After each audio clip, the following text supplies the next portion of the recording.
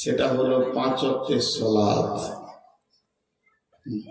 5 ওয়াক্তের সালাত মানুষের অলসতাকে কেটে দিতে পারবে, তাছাড়া আর কেউ পারবে না। এবার হাদিসটাই যাচ্ছি। কোরআনের আয়াতটা কেন নিলাম, হাদিসটা আগে পড়ে নি, তাহলে বুঝতে পারবে। وعن ميمون الأوردي قال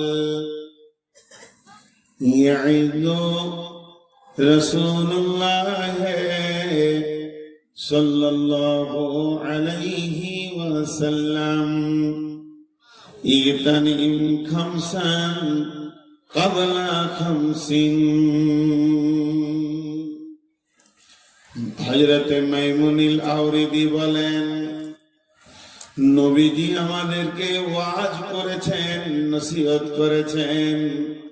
যেমন ছেলেকে বাপ মা নসিহত করে, বাবা এটা করিও এইটা করিও না, তুমি এই পথে চলবে এই পথে চলবে না, অমুক খানদানের সঙ্গে আমাদের চলাফেরা নাই, তাদের সঙ্গে কোনদিন বন্ধুত্ব করবে না। এই যে বাপ মা ওসিয়ত করে, শিক্ষক ওসিয়ত করে, বাবা ভালো করে পড়াশোনা করো, আরো বড় হও, আরো অনেক বড় হও। যেমন ওসিয়ত হয়, তেমনি বিশ্ব নবী ওসিয়ত করছেন। মাইমুনুল আওরীদি বলছেন, আল্লাহর নবী ওসিয়ত করছেন, নবীজি বলছেন, ইগতানিম ইগতানিম ইগতানিম খামসান কাবলা খামসিন। গানিমত মনে করো 5টা জিনিসকে, 5টা জিনিস আসার আগে।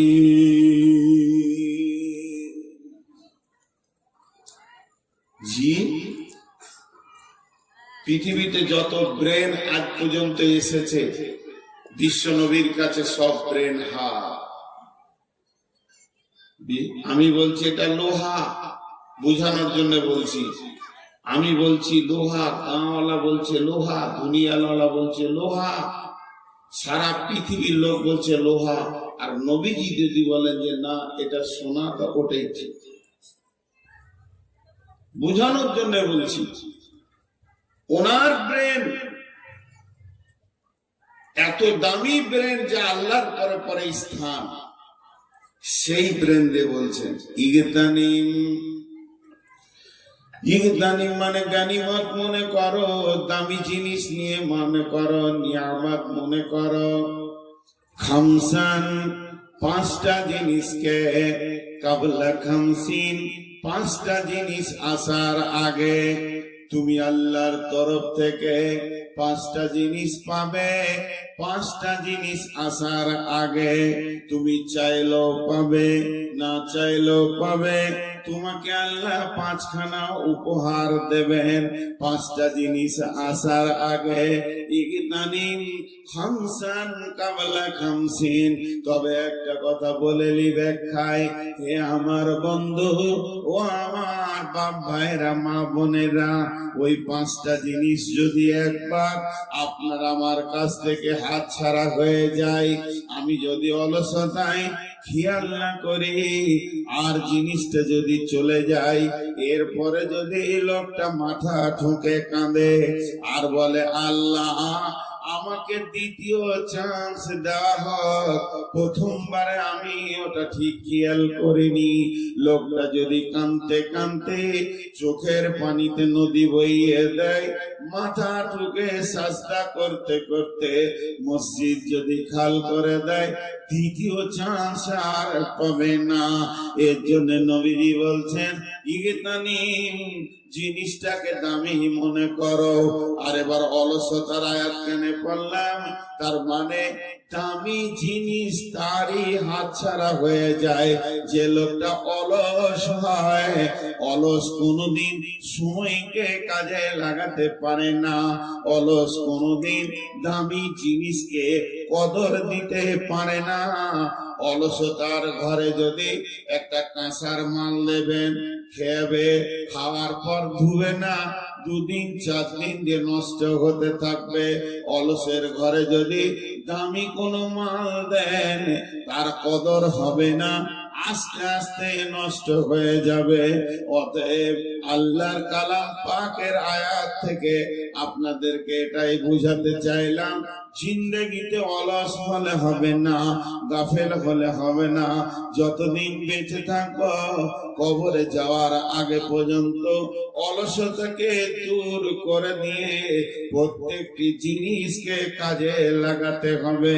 তাই বিশ্বনবী বলছেন, উম্মতের 5টা জিনিসকে নিয়ামত মনে করো, 5টা জিনিস আসার আগে।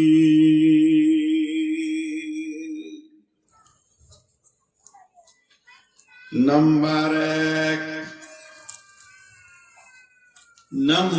1, আল্লাহর নবী বলছেন,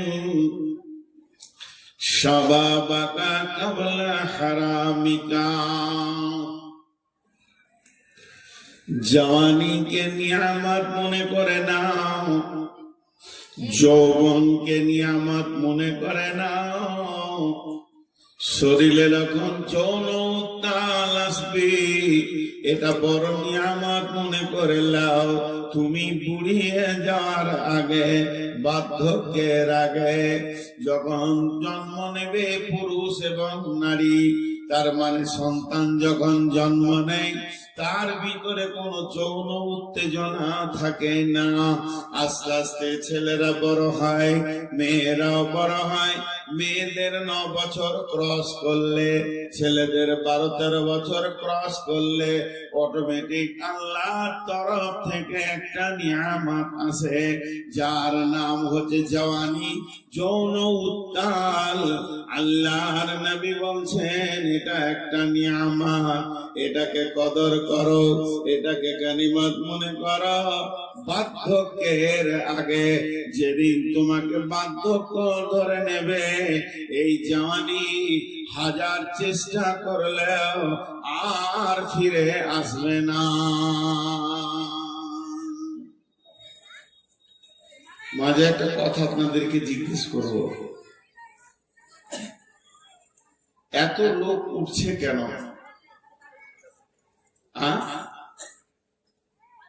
জি ভাই, আস্তে আস্তে যেতেই আছে। নিশ্চয়ই কোন একটা কারণ আছে। আমি বিষয়টা কিন্তু আপনাদের কাছে খারাপ ধরিনি। এই বিষয়টা এবছর বাংলাদেশে একটা জায়গায় লোক উঠে না, আর আপনাদের এখানে এটা একটি অভ্যাস কি আল্লাহ জানে। আর দ্বিতীয় নম্বর হচ্ছে 12টা বেজে গেছে, আর 12টা বাজলে মানুষ উঠবে, এটাও একটা স্বাভাবিক আছে। আর এখন মানুষ সুগারের রোগী বেশি, যারা রাত জাগতে পারে না।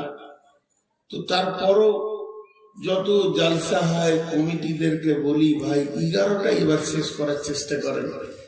কাটিহার সব থেকে বেশি রাত জালসা হয়, ফজর পর্যন্ত হয়। ফজরের পরেও 2টো বক্তা থাকে ওদের, সকাল 8টা 10টা পর্যন্ত চলে।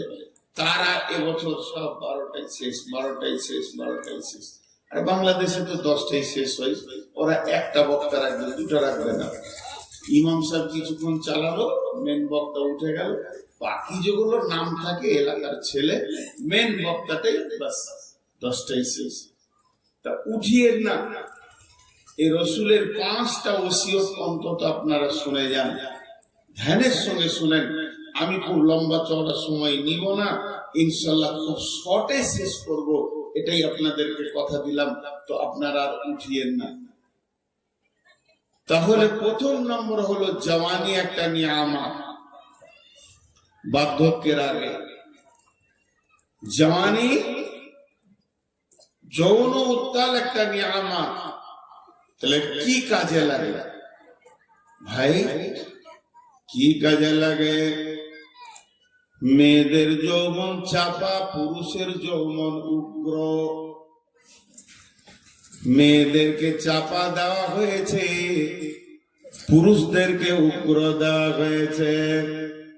হে আমার মা, ওরে আমার বোন, দুটি কথা বলেনি।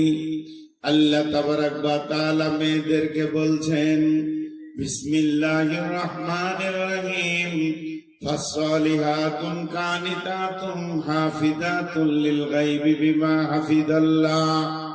ওরে আমার মা, 1 মিনিট শুধু আপনাদেরকে ওসিয়ত করছি, পুরুষেরা আপাতত স্টপ, আপনারা খালি শুনে যান, মা বোনেরা ধ্যানের সঙ্গে শুনবেন। বিশ্বন আল্লাহ তাবারাক ওয়া তাআলা সূরা নিসার মধ্যে বলছেন ফাসসালিহাতুন কানিতাতুন হাফিজাতুন লিল গায়বি বিমা হাফিজাল্লাহ। তোমরা সালেহা হয়ে যাও। সালেহা কাকে বলা হয়? একটা মেয়ে সালেহা হবে, নামটা সালেহা লাগলে হবে না। মুফাসসিররা বলেন ওই মেয়েটি 4টা আমল করবে, 4টা আমলের ভিতরে যদি থাকে মেয়েটাকে সালেহা বলা যাবে। সাল্লাত খামসাহা, সামাত সাহরাহা, আহসানাত ফারজাহা, আতাত বালাহা। যে নারী পঞ্জেগানা নামাজ পড়িবে, রমজানের রোজা কবো নাহি ছাড়িবে, নিজ ইজ্জতের রাখিবে খেয়াল, স্বামীর সেবা করে যাবে বাঁচতে যত কাল। এই 4টা আমলে মেয়েদেরকে সালেহা বলা যাবে। এরপরে হলো কানেতা। ও আমার মা, ওরে আমার বোন, কানেতা হতে হবে। কানেতা কাকে বলে? যারা অল্পে সন্তুষ্টি হয়ে যায়,